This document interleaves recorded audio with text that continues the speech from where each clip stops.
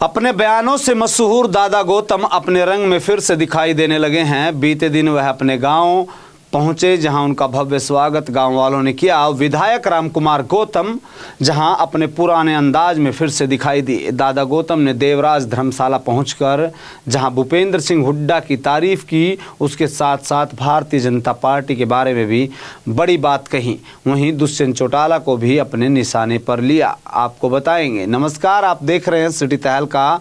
मैं हूं आपके साथ जितेंद्र अहलावत। आज बात करेंगे दादा गौतम की, जिन्होंने देवराज धर्मशाला में हुड्डा की जमकर तारीफ की। तो वहीं दुष्यंत चौटाला और बीजेपी व मुख्यमंत्री नायब सिंह सैनी को लेकर भी बड़ी बात कही। विश्लेषकों का मानना है कि मंत्री पद नहीं मिलने पर अब फिर दादा गौतम का दर्द दोबारा से छलक गया है। याद रहे कि जननायक जनता पार्टी के बाद भारतीय जनता पार्टी में शामिल हुए, वहीं सफेदों से भाजपा से चुनाव लड़े और चुनाव जीतकर विधायक बने रामकुमार गौतम कैबिनेट से पहले कह रहे थे कि अच्छे आदमियों को कैबिनेट में लिया जाना चाहिए, लेकिन सरकार और नायब की नज़र में दादा गौतम अच्छे साबित नहीं हो पाए और उसके बाद दादा गौतम का यह दर्द छलक गया। रामकुमार गौतम ने इस बात को कहा कि मेरी किस्मत में शायद मंत्री पद की कुर्सी नहीं है। अगर मुझे कुर्सी मिलती तो मैं नारनौंद हल्के का कर्ज उतार सकता था, लेकिन मुझे छोटी कुर्सी भी नहीं मिली। उन्होंने यह भी कहा कि भगवान की मर्जी होती है और मेरी मर्जी शायद यहाँ नहीं चली और इसके लिए मुझे मंत्री पद नहीं मिला। इस कार्यक्रम में भूपेंद्र हुड्डा के जहां खिलाफ उनके तेवर ढीले दिखाई दिए। लगातार कांग्रेस व भूपेंद्र सिंह हुड्डा पर दादा गौतम हमलावर रहते थे। देवराज धर्मशाला में उन्होंने कहा है कि बीजेपी जितवाने में मेरी अहम भूमिका रही है। उन्होंने कहा कि बीजेपी को मैंने जितवाया और किस तरीके से वो भी बता देते हैं। हरियाणा विधानसभा चुनाव के दौरान कोई भी ये नहीं कह रहा था कि बीजेपी सत्ता में आएगी। सारे सट्टेबाज विश्लेषक 20 से 24-25 सीटें दे रहे थे, लेकिन मैंने अकेले डंके की चोट पर कहा कि 50 सीटें आएंगी और बीजेपी और नायब सिंह सैनी मुख्यमंत्री बनेंगे। मैंने ये भी कहा कि 3 तारीख तक बीजेपी की खतरनाक आंधी चलेगी। ऐसी रेस होगी जिसमें कांग्रेस नहीं दिखाई देगी।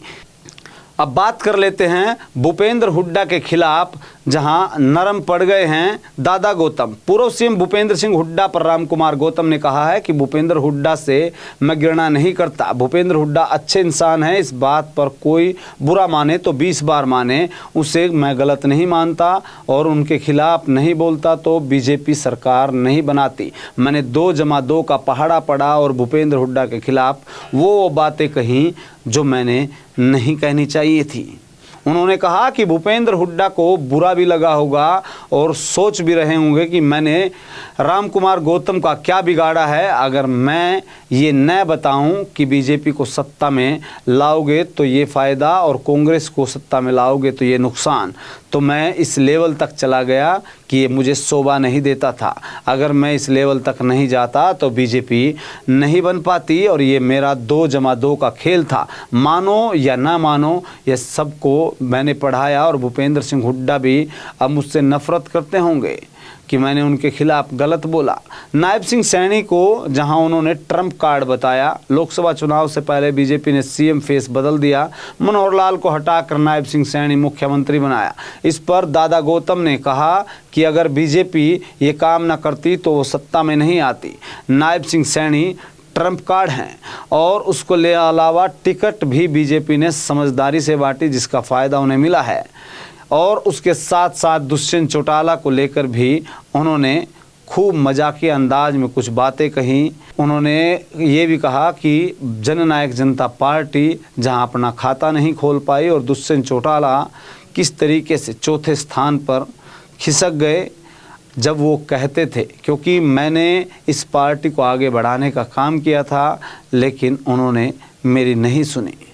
आपका क्या लगता है कि अब दादा गौतम जेजेपी के बाद बीजेपी में भी उन्हें मंत्री पद नहीं मिल पाया और अब वो क्या करने वाले हैं और इसके खिलाफ लगातार बीजेपी की किस तरीके की निगाहें रहेंगी, प्लानिंग रहेगी? आपको क्या लगता है? कमेंट बॉक्स के माध्यम से ज़रूर बताएं। देखते रहे सिटी तहलका।